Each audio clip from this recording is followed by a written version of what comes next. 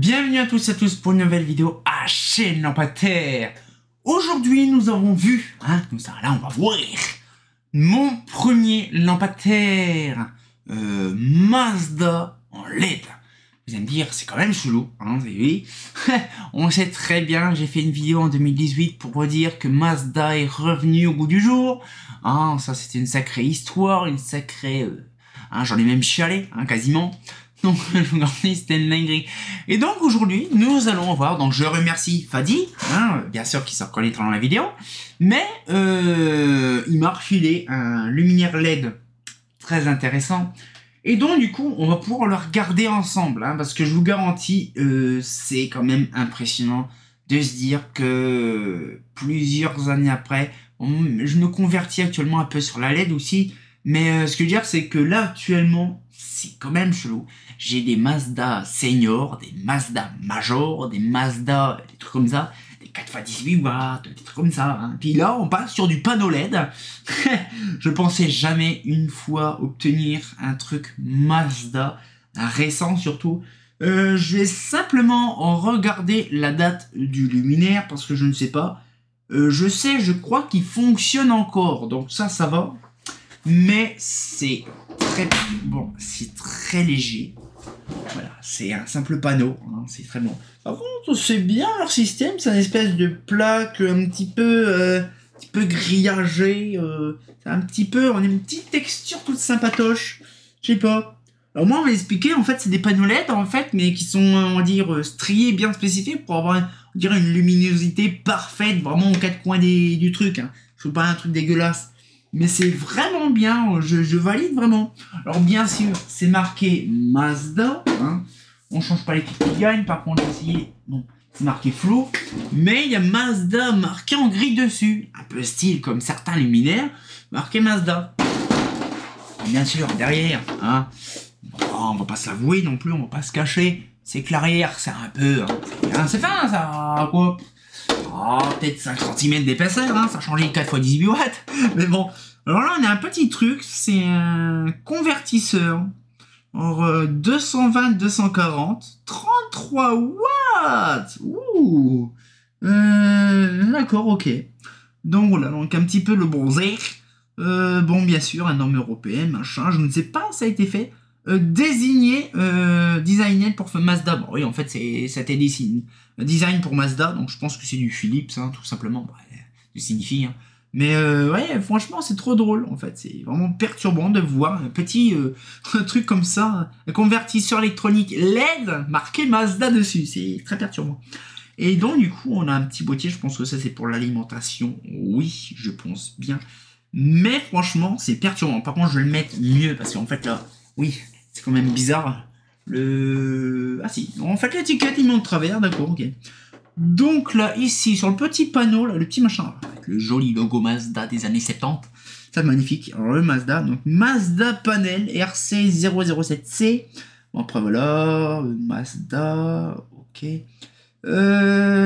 Ouais, ils disent vraiment de bien ouvrir le luminaire, donc il n'y a pas besoin de mettre de trucs en laine, LED de verre et compagnie.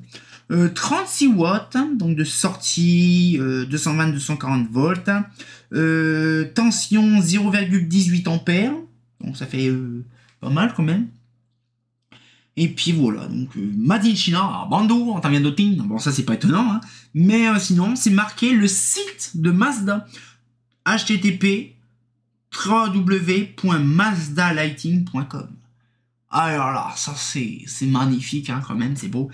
J'aurais bien voulu avoir ça, marqué mazdaéclairage.fr ou .com, je sais plus ce que c'était dans les années 2000.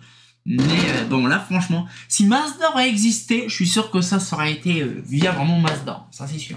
Mais ils auraient mis l'étiquette pas comme ça. Parce qu'en fait là, le logo Mazda est là et l'étiquette elle est comme ça. C'est un peu bizarre, mais bon. Mais franchement, je veux dire, c'est vraiment... bon, après, pourquoi pas, je l'allumerai à l'occasion. Je ferai un petit test. Mais de se dire quand même que des plafonniers, je suis sûr que Mazda en aurait fait, mais vraiment avec amour. Si Philips les aurait pas englobés dans les années 80. Ouais, parce que mon Mazda, ça date de vieux. Philips date de vieux aussi. Mais le rachat entre Philips et Mazda, ça fait depuis 84. Donc, c'est-à-dire que ça date de vieux. Mazda resté depuis des années. Mais bon, hein, ils sont décidés en 2008, ouais, à peu près, 2007-2008, à vouloir dégager la marque Mazda. Hein, bon, Progélux, ça fait déjà une paire d'années, hein, depuis 84. Hein. Mais franchement, j'aurais bien voulu voir si Mazda aurait pas été racheté par Philips. J'aurais bien voulu voir la route que Progélux aurait fait. Parce que vous imaginez, même dans les années 2000, marqué Mazda Progélux, de se dire quand même qu'on aurait pu avoir, je sais même pas si l'historique aurait existé réellement, hein, mais des modèles bien spécifiques de chez Progélux, et de savoir que peut-être également la solaire aurait été encore là, peut-être la EPA également, hein, de voir certains modèles, voire modifiés au bout d'un certain temps, genre par exemple la EPA version un peu style réflecteur comète, de tout comme ça, vous voyez, et ça peut être vraiment intéressant de se dire qu'il y avait peut-être moyen de voir dans le futur sans penser à Philips. Parce qu'il faut penser que bon, vous allez me dire la Ciplan, c'est quand même une production Progélux, mais Philips l'a fait aussi pour la Philips Planète, Ciplan Planète. Hein.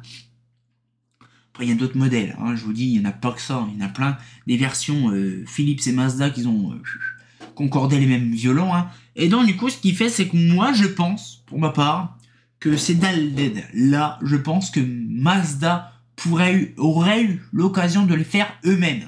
Bon, bien sûr, Magicina, hein, c'est pas fabriqué à Miribel, sans compter quand même que Philips a tellement fait de la merde depuis tant d'années, c'est que l'usine de Miribel est coulée, il n'y a plus rien, c'est fermé, c'est abandonné. L'usine de Nevers, qui fabriquait les ballasts et compagnie, je crois même des autres trucs, hein, c'est condamné, c'est coulé, il n'y a plus personne, c'est abandonné, je crois même c'est même livré aux pilleurs. Donc du coup, ce qu'il fait, c'est un peu le bordel. Et donc du coup, en fait, Philips a coulé l'entièreté de leurs fabricants, donc toute leur usine de fabrication, tout est coulé. Hein. T'imagines quand même que Progélux est basé à qu'à Luire depuis les années très vieux, hein, depuis les années 50. Puis après, ils sont venus sur Miribel, ils ont implémenté leurs usines de production. Mazda arrivé, ça a grossi comme pas possible, comme Jaja. Hein. Puis après, ils ont fait leur route machin, leur truc. Donc du coup, là... Mais franchement, Mazda, ils ont pas été rachetés par Philips.